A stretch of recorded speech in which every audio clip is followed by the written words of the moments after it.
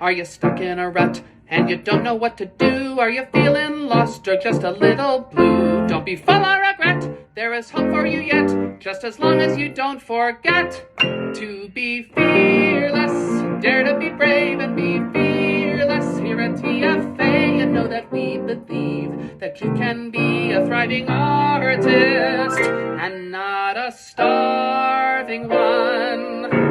Hey everybody, and welcome back to the Fearless Artist Podcast. I'm your host, Michelle, and today I have the great privilege of having Robert Bosworth, trained musician, on. Robert, welcome. Oh, hi. Hello. I have to say, you know what? We weren't even really ready to start this episode, but we're just chatting. Are any of us really ever ready for anything? Wow, that's a deep way to start this episode. There we go. Maybe we should just jump right in. I know there are so many people excited for this episode. I literally woke up to DMs this morning of people saying, I can't believe you're getting Robert on your podcast. I'm so excited to hear that. Please introduce yourself to our audience, because I think, unfortunately, some people listening may not know who you are. Luckily, they're listening because everyone needs to know. That's what I think. Well, let's let them to decide whether it's fortunate or unfortunate. And either way, I'm here. So my name is Robert Bosworth. Some, including myself, sometimes call me Robert Bosworth, trained musician. Yeah, we're going to get into that, by the way. Well, okay. There is a reason. Oh, really? But I am a... Oh, yes. I didn't know that. I don't know that anybody knows that. And it goes back to the unsung hero of my life, who I don't give enough credit to on a regular basis. I was born in Fort Worth, Texas, and I now live in Lexington, Kentucky, where I work and teach at the University of Kentucky, primarily with the voice students here in the University of Kentucky Opera Theater. But I also do some playing for and with the instrumental students, just much less proportionately because most of my time is in voice world. But I can hear I'm a vocal singer coach right now in your end. That was funny. That was perfect timing. Oh, I heard a high C come through. You're a vocal coach, pianist. You did your master's. Yes. Remind me, you did your master's? Manhattan School of Music. Right. The proof is hiding up there behind. I recently moved some stuff around, and I think it's kind of funny that the diplomas are hidden. Yeah, you went to MSM, and I remember that because you told me to say hi when I was there speaking last week. And then you worked in an opera program just before you went to Kentucky, right? I did. Well, I did what is quasi, I don't know, I guess the expected route for some here.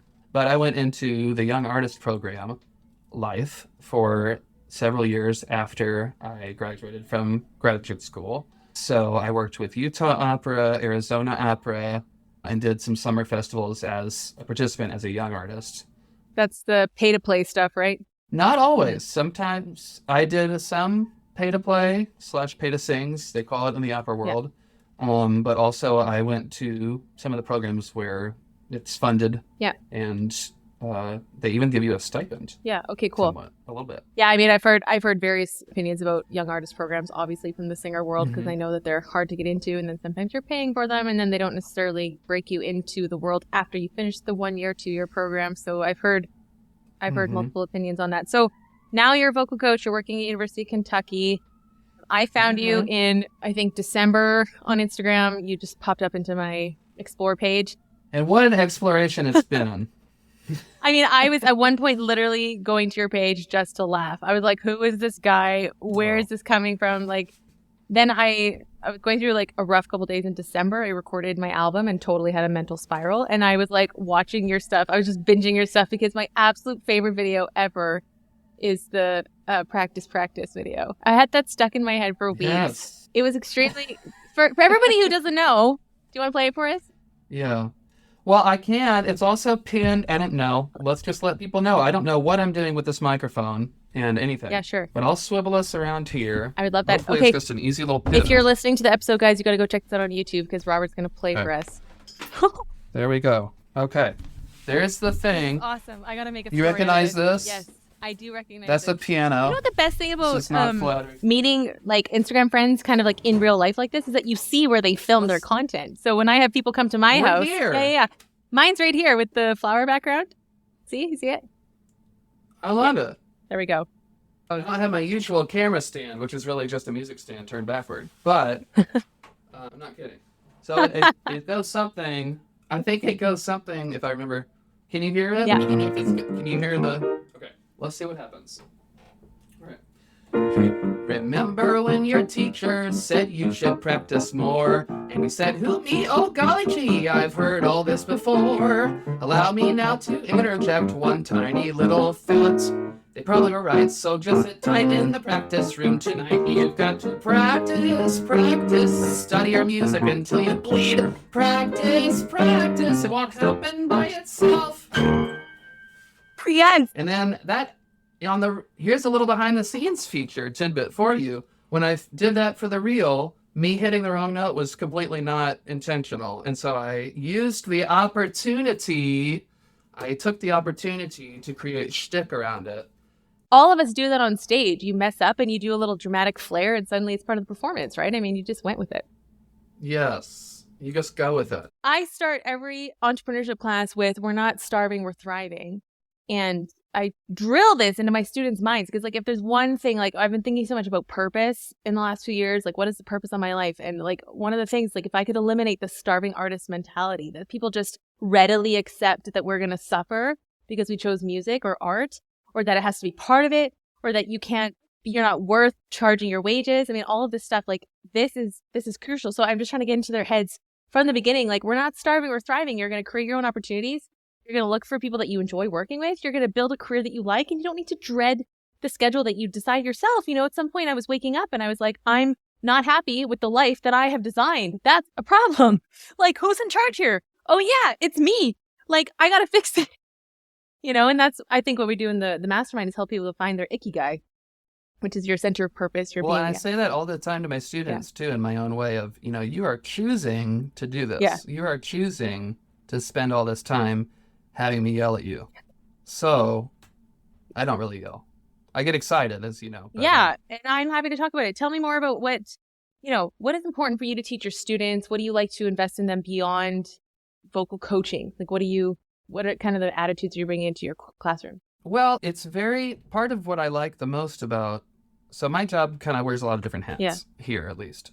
But pretty much wherever I am, if it's in my purview to help be a leader in that way, I try to keep the standard pretty high, what I think is an achievable standard, but I do like pushing people because I think it's, quite frankly, a waste of time not to. Yeah. And they all have it within themselves, even if they don't know it yet. Mm-hmm. They really do. And everybody's level of success and, it's like when I go to do the grades at the end of the semester, it's like, how do you grade someone on art or on music? And my general rule of thumb that I try to do is if I can tell that they've been putting in consistent effort and that their level of progress has been consistent, it doesn't matter if, it's not like they're not as good as somebody else. It's not that kind of thing. It's just, as a teacher, and I'm sure you know this from your coaching, you can tell when people are doing their version of 100%. Yeah, absolutely. And so that's how I try to approach it. I try to get people to do their version of 100% every day, knowing that some days that 100% is going to be, another day is 80%. Yeah. And that's fine. Yeah. But you just have to show up and do it and keep working hard. Why do you think that's so important to cultivate in your students? Because they have to do that for themselves once they're out of school. Mm-hmm. And again, anything less than that, I think, is kind of a waste of time. I mean, it's, whether you even do a career in music or if you don't end up doing a career in music and any sort of creative endeavor takes so much time. Yeah. Which is obvious probably to most people listening to this. Because I imagine the demographic are creative sorts or those who know that there's never really a firm finish line. Yeah, exactly. But we can keep striving to push ourselves. Do you do that for yourself too? Like, do you keep setting the bar higher for yourself in your own work? I do. I went through a period of time, so I'm not freshly out of the young artist world. And there was a little bit of, after I stopped having a consistent teacher and mentor figure for my own how to play and how to coach and all that sorts of stuff, you have to figure it out for yourself and think about what works for you. And I went through a period of time where I got pretty comfortable letting the bar be where it was. And I think being a teacher has really helped me realize that. Mm-hmm. I realized I could do better. Mm-hmm. I have always, I've been playing the piano and had been a musician. Literally, I have no memory of not Mm-hmm. doing it. Mm-hmm. I started very early, and whether that was singing and playing, picking up a few other instruments along the way, I've just always done music. I have never not done music. And so, and I recognize too, I think it's important, what I try to get my students to realize too, is that there is a humble way to acknowledge the gifts that you already have. Okay, we got to unpack that. I mean, because that's like one of the major limiting beliefs that I've struggled with my whole life is like acknowledging that you have a gift and owning it without worrying that you're being bragging or arrogant. And I was so pushed down and taught to like, don't accept compliments, don't accept praise, don't let your head get big, to the point that I was so insecure that when I got praise, I would immediately dismiss it. I still do immediately dismiss a lot of it, unfortunately. And then I had no confidence, even though I was getting praise. So it was like, at some point I realized, like, wait a second, like, if I put this puzzle piece into this empty spot, then I would be filled. I'm getting good feedback. It should help build my confidence that, like, I'm doing good work. But I was unable to receive, so I couldn't be secure. We all go through different periods of life, and I've gone through periods, probably more than once, where I have experienced similar things too.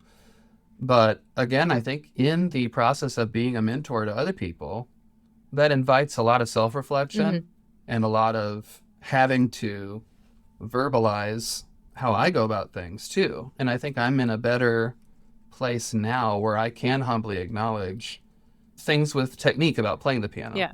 I am pretty naturally gifted. I'm not anybody's like virtuoso pianist, but in terms of just sitting down and playing something, I usually and always kind of have not really struggled with technical issues to some extent. Yeah, I mean, the fact that you're whipping off these like Broadway-esque skits on Instagram too, it got a lot of attention because it's just so fun that you can do that.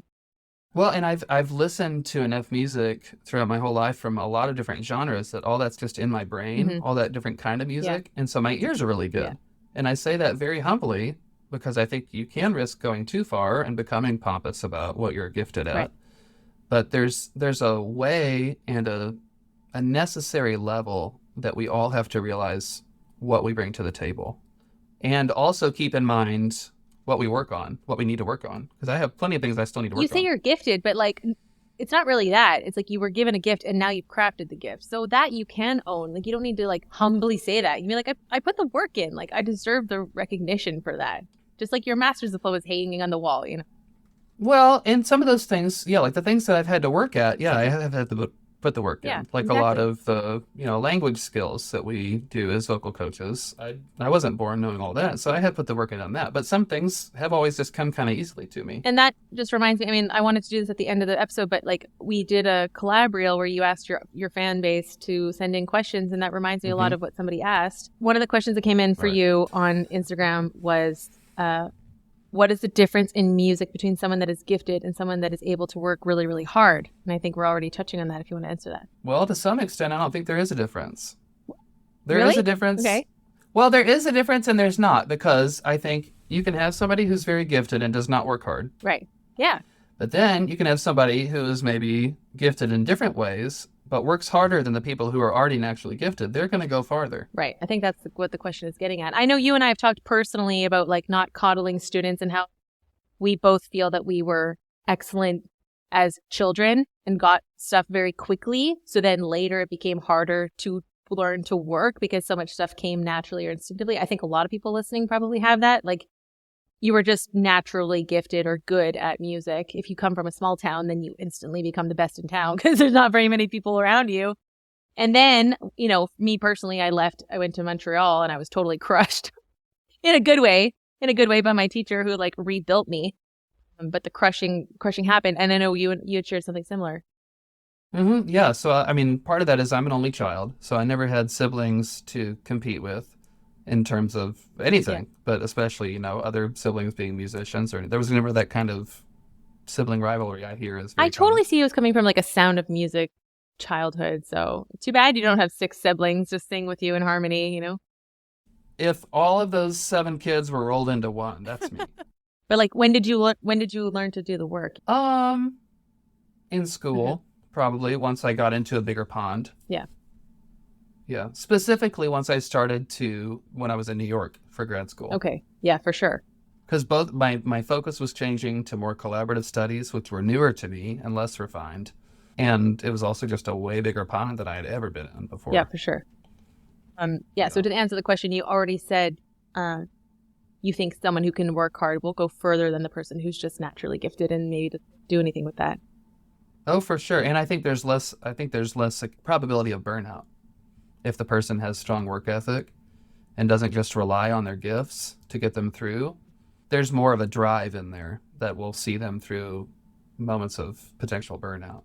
Okay. You don't think that it's the drive that would contribute to burnout because people are overworking themselves? Well, it certainly can be. Mm-hmm. I just think, having been someone who sometimes has rested on their laurels in the past, with further reflection, I've noticed I have not been happy in those times when I am not pushing myself. Yeah. Now, you have to push yourself within reason, because then it goes the opposite end. Right. But, I think we all probably know those people who are just kind of naturally gifted at things and tend to coast a little bit. Yeah. And I would wager that they're probably not as fulfilled feeling as the people who know that their results are coming from their work. Yeah, I absolutely agree with that. Another question that came in for you was who trained you? So maybe you want to introduce us to the trained musician part of your name. And the second half is, would you recommend your job to a young person starting out as a good career choice? But I mean, you've already said that you do multiple things. Well, the name comes from my wife. Her name is Maris. And she, like me, is a trained musician. She and I were the only two piano performance majors in our undergrad at the time. And she later got what are those called? Master's degree in collaborative piano from Illinois Champaign-Urbana. So we both basically have the same career path before we started having kids. And she is, by her choice, very happily full-time mom right now to our two kids, two girls. But there was an anecdote that she shared when she was still very active. I think it was when we were living in Utah, that she said, "Oh, don't worry, I'm a trained accompanist. It's fine. I'm a trained accompanist. Everything will be fine." So that's kind of where the name comes from. Okay. I love that. But yeah, I grew up, like I said, playing as long as I can remember. I started with a neighborhood teacher named Rosemary Solomon in Fort Worth. And then my family moved out of Fort Worth and to a very small town called Midlothian, Texas, which is kind of in between Fort Worth and Dallas. And rather than find a teacher in Dallas, because it was a little closer to Dallas, my dad ended up just being my primary teacher all the way through high school. To my, 5th grade through the end of high school. Oh, wow. That's actually like the most important years is the high school year. Yeah. Well, and it was an interesting ride. I mean, we had a lot of, and he, to his credit, he was the first person to say, if this ever doesn't work out and if you want to switch teachers, we can investigate that. Like, he was not like, you must study with me, that kind of thing. But it worked out enough and things were fine. And so he became my main teacher for those years. Well, now he is a very good pianist. He's not a career musician, but he got a master's in viola performance. He's had a very wide range of educational background, but his career ended up being as an Episcopal priest. Oh, okay. Actually, so that's what that was his job. But he's also just a great musician. He plays organ and volunteers all the time, and his ears are insane. But anyway, he was my teacher for then. Then I did my undergrad degree here, actually, University of Kentucky, where I studied with Irina Voro. And then I did my master's in collaborative with Warren Jones at the Manhattan School of Music. Okay, I've got a few more questions here. So tell me, would you recommend your job to a young person? It's a loaded question, and I think my job right now is a fantastic job for someone who's done this a while, a little bit. For someone just starting out in collaborative piano or vocal coaching, no, I would not, because you need to be proficient enough with what you're talking about to be a teacher. And there's just so much that goes into, the languages, the style, the repertoire. There's just a lot of that to get under your belt that where if people are thinking about it at a young, and again, what do you call young? Like fresh out of school? Probably not. I would try to get some experience first. Yeah. And most places are going to want that. Okay, next question, which I appreciated this one. How do you define fearlessness in music or in your life as a musician? Is fearlessness in music a skill that can be learned and developed over a lifetime of training? Yes, it can be learned and developed. And I think a lot of the times has to be learned and developed. So how have you learned and developed fearlessness? Experience and jumping in the deep end, as I call it. You just have to, or rip the Band-Aid off. I say that a lot too. You just have to rip the Band-Aid off, embrace the uncomfortable. And I've always just been a better learner by doing. I was always invited to go observe people's lessons and observe all this. And I would do that unless I was the one doing it and slamming things against the wall and seeing how to figure it out. It was not as successful as a learning opportunity as those things were. As uncomfortable as it was sometimes when I would fall on my face. But I'm a big believer that you each time you fall on your face, especially in a public setting, you get a little more fearless. One of my audition for Manhattan School, or maybe it was for Music Academy of the West. I get them confused because my eventual teacher was in both those auditions, so I mix them up in my head. But for that audition, they had a bunch of repertoire that was required to prepare for the audition.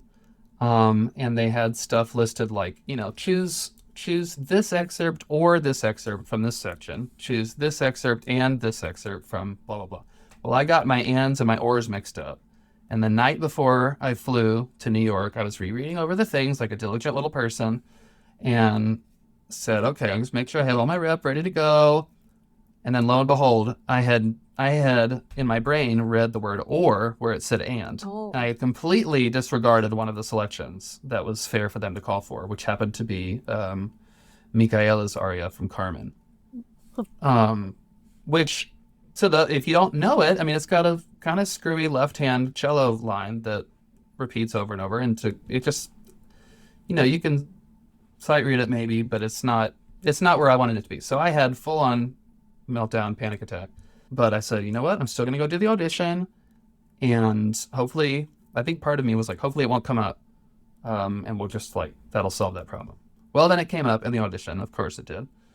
And in the spur of the moment, I hadn't planned on doing this, but I just said, hey, I will be happy to play that for you. I will let you know that I misread the thing. And it's not as prepared as I would like it to be, but I'll be happy to do it since it's there. That's on me.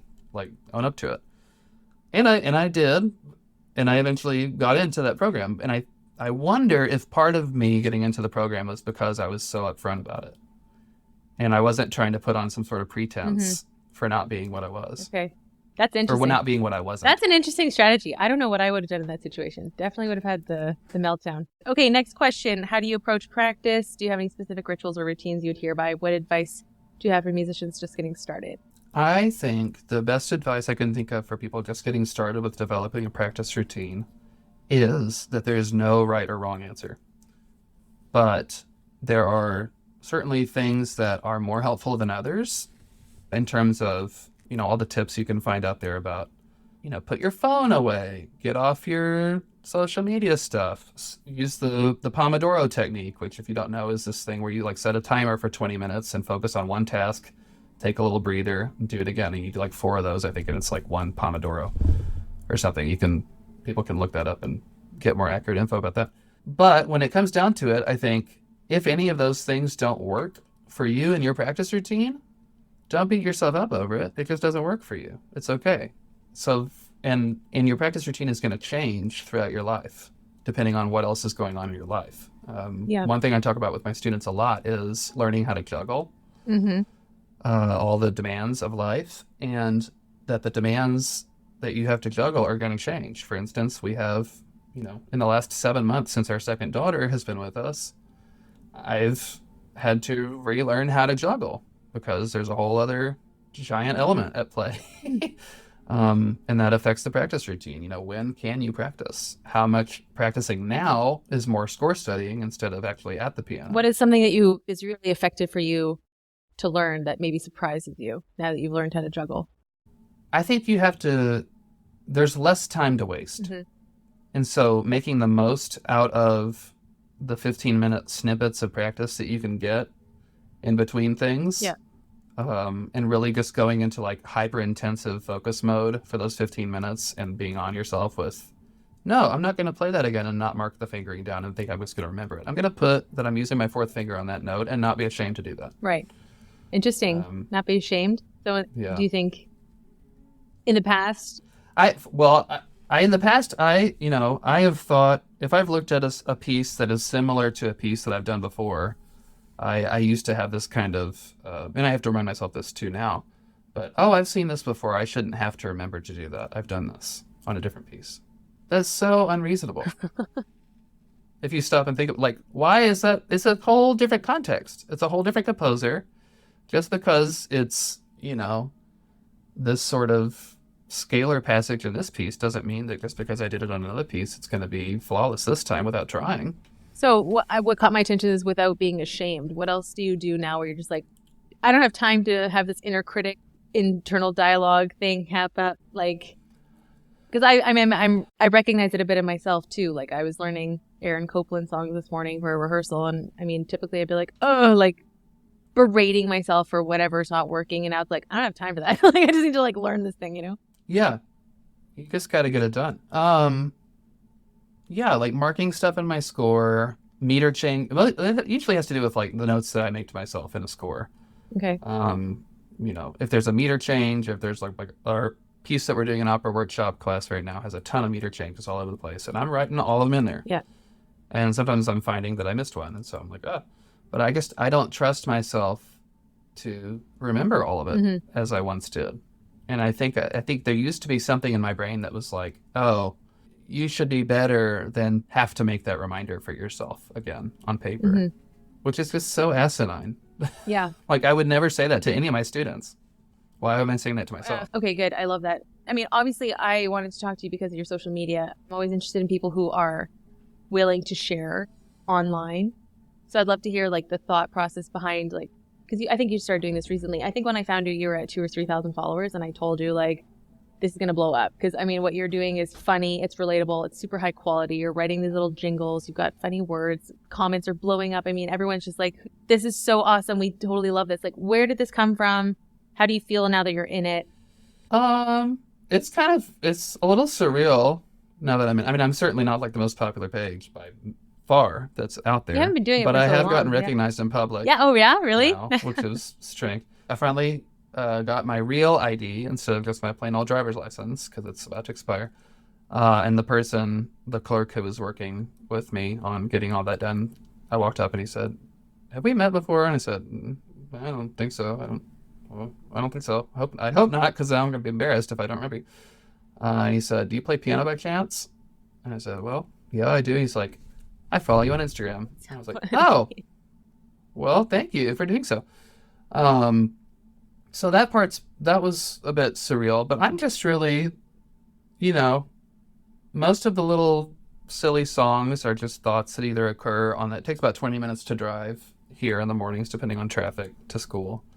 So I either just turn all the radio and everything off and just kind of see what could I think of in the drive or in the shower where my most profound thinking happens, and just kind of slap it together. And sometimes they're just purely frivolous things.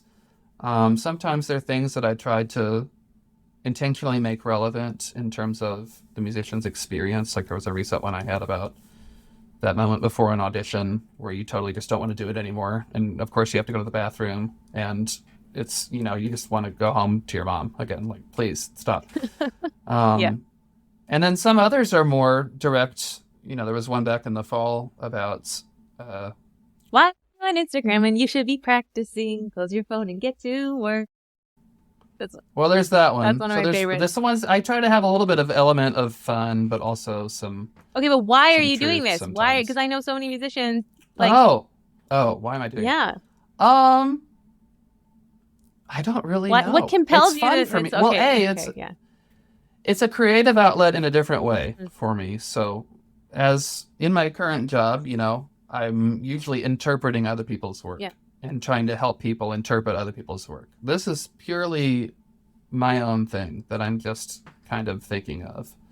You're doing it on a creative outlet that risks being seen and judged by, like, you have 1.7 million views on that reel that I just sang. So so many musicians listening right now will want to have a creative outlet, but they don't want to share with the world. Like, why are you sharing? And like, I'm so glad you are, because like I already said how much I love your page, but like, well, at some element, I've always been a big ham, so that's part of it. And I've had experience being on stage as a performer in terms of like musicals and things like that. So, it's not like the venture into these things on Instagram was like the first time being that, I don't know, open or tearing down that fourth wall. Although it did take getting used to. I mean, I film it, like I said, I just put my phone on a music stand and have the reverse camera on. And so I'm seeing myself as I do it, because I try to, look at the phone as much as possible and not down on my hands, just to help engage better with whoever is watching. And the first several weeks of that was a little unnerving, and I would spend a lot more time than I am proud to admit making takes of these things to try to get it just right and make it perfect. And then at some point along that, I can't remember which one it was, but there was one that I decided to just, I'm tired of this. I'm just going to put it up how it is and whatever. And that was one of the more popular ones at that time. And so I thought, oh, people either aren't noticing that something is screwy about it that I noticed, or they choose not to care because the whole part of it is worthy enough or appreciated enough. And so I think that after just trying to self-censor less, I kind of just throw stuff out there now. Yeah, I mean, I think you just dropped a golden nugget, which is most musicians are zeroing in on things that most people don't notice who are watching. So we are being introduced to, first of all, you as a person, you're coming across our page for the first time, we're hearing that you're singing and playing. We're not paying attention to the nuances that you are as the creator of it. So many musicians hold themselves back from actually hitting post because they hear that out of tune note or phrase or whatever. And like, I don't know. I don't even know what the percentage is of people don't see it, but they don't notice it. So how sad is that people are withholding sharing their gifts and like reaching? I mean, you're building a community. And that's what I love about your page is that you've blown up within the musician world. Like people, we talk about you.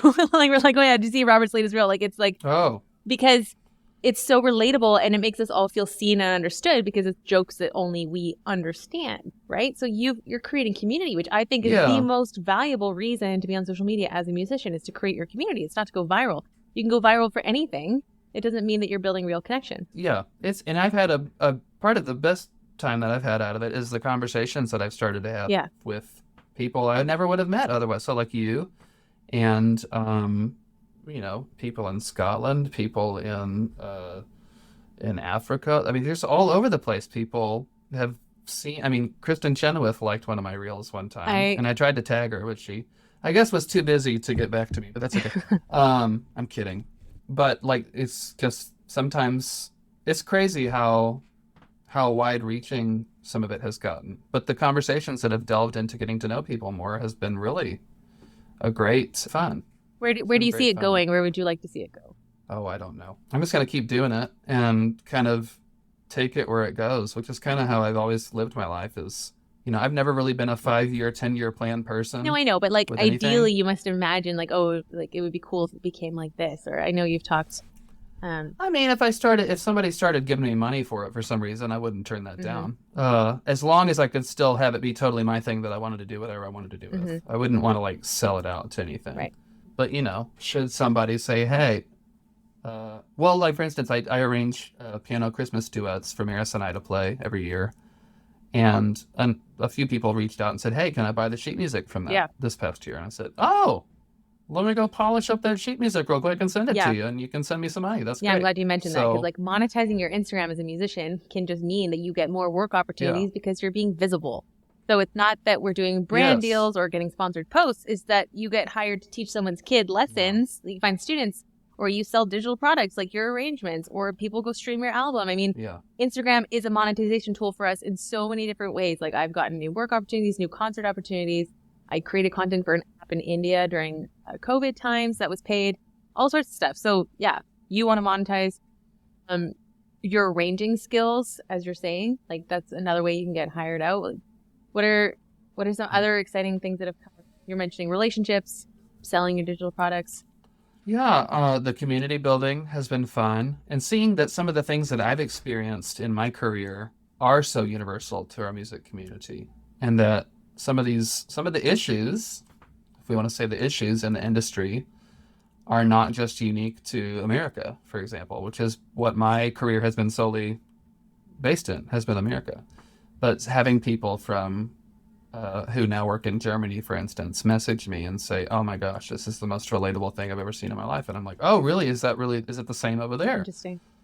And then I'm like, "Oh, you wouldn't believe it." And for good things and things that need improvement. And so it works both ways. But just, I think extending to I also talk to my students a lot about, you got to get out of your bubble. We all can get sucked into the same bubble, but we got to play in other people's bubbles sometimes in order to actually grow and understand more about everything. What is your message to your students, your community?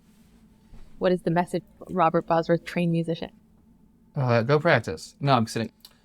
Yeah, I really am big on this idea that there's no one correct path for people. I think especially, and again, I can speak to my experience in America because that's what I've done career-wise. I think there's a lot of assumption that you have to go immediately to grad school, and you have to immediately go into young artist program circuit, and you have to immediately then get management, and you have to blah, blah, blah, blah, blah. Well, I appreciate the people like you and like Deanna, who you had on a few weeks ago, Deanna Braywick, and other people of roughly the same generation who are out there active, who are making much more diversified careers, and they're being seen as legitimate and seen as, oh, that's a right way to do something, right versus wrong. Instead of, people get such in a tizzy, understandably, especially if they're younger, about, oh, I didn't win XYZ competition. I might as well just give it up. If I don't go through that door, then there's no way I can have a fulfilling career. And I appreciate all of the number of people who are out there now trying to break that down through their example. And not just by preaching it all the time, but just kind of living these lives that reflect the reality of careers aren't just cookie cutter. Yeah. They're whatever you want them to be. And you can have children and a fulfilled career, which I did not used to think was possible. I kind of, when I was in, I was a little scared for what that would mean to my career once upon a time, because I knew I wanted kids and even just a stable marriage. I kind of thought, oh Lord, I'm going to have to choose between a performing career and a marriage. That's such bunk. Yeah. You just got to make sure that you know what you're doing and what you want and prioritize what your priorities are. And it's hard, but it's doable. It's certainly doable. I think what you just shared is so powerful. Multiple ways of success, multiple ways of creating a career, your values, family, kids. Many of our listeners have families and kids. Deanna's got 2.5. And we love in our community being able to see so many musicians who are doing different things and finding fulfillment doing different things, building their own careers, getting their compositions performed, working in project management, starting their own initiatives, starting opera projects, pitching ideas. Creatives have ideas, and that's why we believe so fully in community, because it's in community that you can refine those ideas, that you can get good feedback, and then most of all, the accountability, which is necessary if you want to actually do something, because a lot of us are isolated on our own, and it's like, I've got all these ideas, I don't know where to start, and I definitely don't have someone checking in with me every couple of weeks and be like, hey, how's it going with that big thing you want to do? Right. Yeah. Well, I think it goes to, your I forget which episode it was recently, but when you listed the things and I messaged you and I said, number 5 especially. 10 hard things I learned in 2024, yeah. Yes. Yeah, and number 5 was something like, you can do multiple different things and be good at all Pursue of them. excellence in everything. Yes, exactly. Because, Yes. I had a pianist tell me once, I'm doing a master's in conducting, but I don't really want to tell very many people because then I don't want to give the impression that I'm not a serious pianist. And I'm like, wait, what? Yes. Those two things are so connected. Like, how could you possibly, I could understand if he was like, I'm going to go be like construction worker. Don't tell any, but it's like conductor. That's only going to help your piano playing. Like, I don't get it. Yeah. And for me, my opinion of that too, if you further that, is that I enjoy that my job has so many different hats. Yeah. I would be so bored if I was only a rehearsal pianist. Right. I never really helped mentor people. Yeah. Or if I just did one of those things that I mentioned earlier all the time. Yeah. And then the happy byproduct, since that makes me more fulfilled, is that I'm then more marketable. Mm-hmm.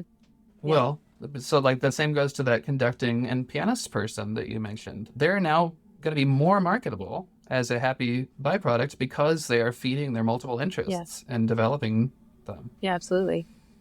Awesome. This has been so super helpful. Okay, let's get to the action point. What's the one thing that people need to do after hearing this? I would say, well, it sounds like an old fuddy-duddy thing, but the world moves so fast, right? And you sometimes don't have time to stop and actually reflect on things. But kind of going in line with what we've been talking about, I mean, just try to figure out what are some of the things that you want your life to look like. And see, know that that's fine. Unless it goes against your morals, whatever those are, there's not really right and wrong so much as it seems like there is sometimes, I would say. And you can craft, career-wise, you can craft a career that serves your priorities with the other aspects of your life. And for some people, that's purely career, and that's fine. They can go do that. For me, it's not that. Like I said, there's the personal life, having friends and having a family that's hopefully, healthy and functioning properly, our view of properly. And just knowing that there's so much more subjectivity to all of that than what maybe seems to be preached in culture sometimes.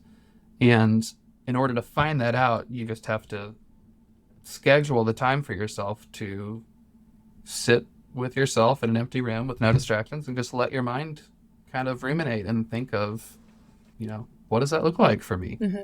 And be honest with yourself and just kind of, as much as you can, craft your surroundings to cater those priorities. Yeah, it's so good. And with that includes having people, I think, doing the thing that you want to do, to have your vision so clear, like, oh, that's what it looks like to be that age, having a performing career, or being a mom and a performing violist like Deanna. Or like, I know for me, watching female speakers for the last 5 years, it has given me so much confidence when I get on stage, when I'm presenting. It's like, okay, I've seen this done so many times by other women. I've been paying attention to what they talk about, what they do. I think that's also why I believe in so much in sharing. And that's why we started this podcast, because we wanted to have these deeper conversations and let people know, like, hey, this is what it looks like and this is what's possible for you. So like, we need to dream bigger. Well, and if I can just add to that, knowing that it always is subject to change too.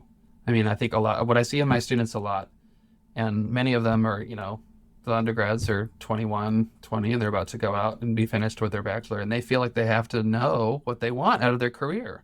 No, you don't. Yeah. You don't have to know. If it takes you 20 more years to figure out what your career looks like, that's fine. Yeah, absolutely. There's no timeline on it. Everybody's on their own thing.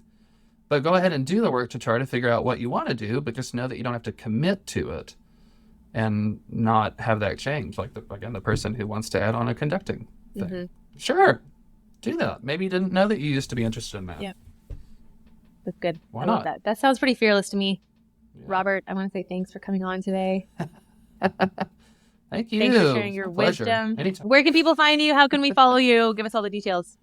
People keep saying I need to get a TikTok, but honestly, I can't be bothered. So I'm on Instagram currently at Robert Bosworth Music. Technically, I think there are periods between each of those things, but I don't know if that matters. You should find my beaming face as the picture that comes up. And yeah, if you start following, please, I welcome DMs and comments, and I love knowing that people are amused or provoked somehow to think about something that my wacky brain has inspired them to think about, or even, like you said, just giving a laugh. But I like making people laugh too, so that's fun. Awesome. But yeah, Instagram's the main place. Great. Right now. Cool. Well, thanks for today, and we'll catch you in your next. My favorite is your skit with the teacher and the pianist and the singers, by the way. So. Yes. They will be back. Don't worry. Okay, perfect. Okay, thanks everybody for listening, and we'll see you in you the next episode of the Fearless Artist Podcast. Be fearless. Thank you for listening to the Fearless Artist Podcast. If you found today's episode inspiring, hit that subscribe button and don't forget to share this podcast with a friend. To join our membership or one of our coaching programs, visit our website at thefearlessartistmastermind.com. This episode was produced by Pokey Huang at PH Media Studios in New York City. We're Deanna and Michelle, encouraging you to create your own opportunities and to go after what you want. You have what it takes to build the career of your dreams. Until next time, be fearless.